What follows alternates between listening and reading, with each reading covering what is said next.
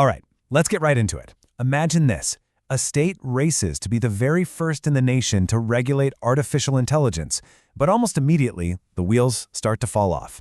Today, we're unpacking Colorado's ambitious AI law and why it's become this huge case of buyer's remorse, a real cautionary tale for the entire country.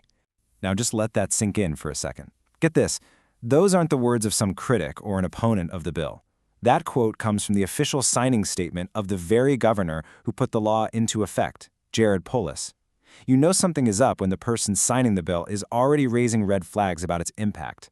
So, how exactly does a law that's supposed to be groundbreaking spark this kind of instant regret? Well, almost as soon as the ink was dry, the key players in Colorado started walking it back. Let's take a look at just how fast this case of buyer's remorse really set in. The second guessing was immediate, and it went all the way to the top. The governor himself warned about the law's complexity. The Attorney General, Phil Weiser, didn't mince words. He flat out called the bill problematic and said it needs to be fixed.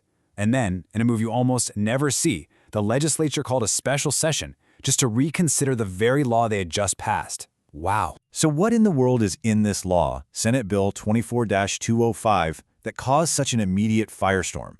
To really get that, we need to unpack what makes it both the first of its kind and, well, deeply flawed. At its heart, the law is trying to fight something called algorithmic discrimination. It's basically an attempt to stop AI from making biased calls on stuff that really matters in your life. You know, like getting a loan, landing a job, or even finding housing. On the surface, that's a goal pretty much everyone can get behind, right? But here's the catch. The problem isn't the goal, it's the execution. The law is filled with incredibly vague language, like requiring developers to use reasonable care. What does that even mean in a line of code? It also piles on a ton of costly new rules for risk management and transparency. For a giant tech company, that's an expensive headache. But for a small startup, it could be a death sentence. So you end up with this massive gap between what the law wanted to do and what it's actually doing. The goal was noble, protect consumers and hold AI developers accountable. The reality?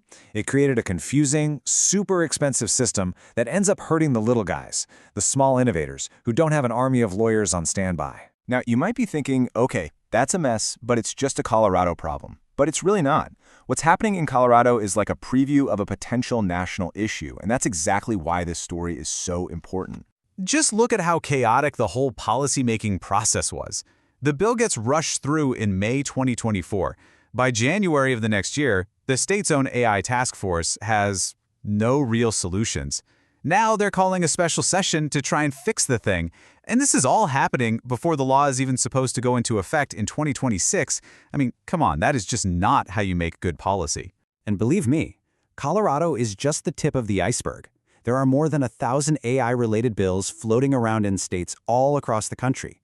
A quarter of those are coming from just 4 states.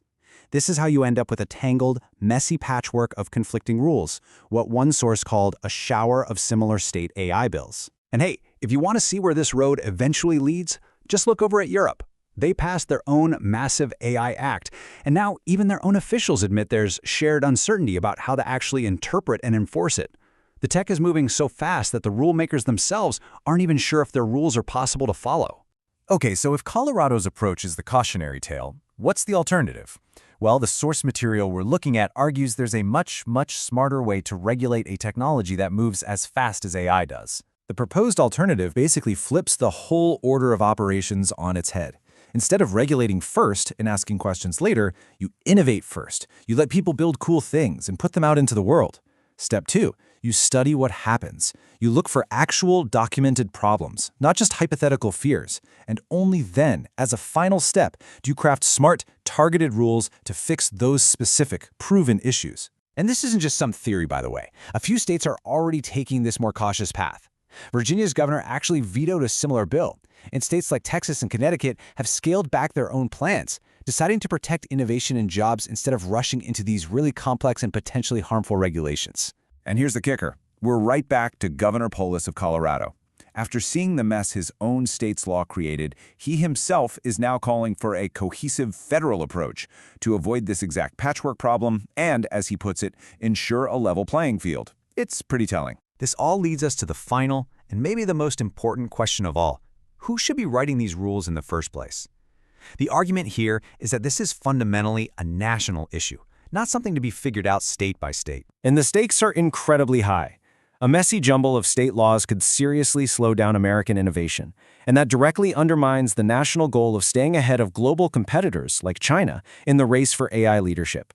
This is about way more than just business. It's about our technological future and even national security. And that brings us to a fundamental argument about who's in charge. The idea is that just because Congress has been slow to act on AI, that's not an open invitation for states to start setting technology policy for the entire nation. States can regulate how AI is used inside their borders, sure, but they can't dictate how it's developed for everyone else. So we end here, with the central tension that Colorado's whole experience forces us all to confront. It's not really about if we should regulate AI, but how and when.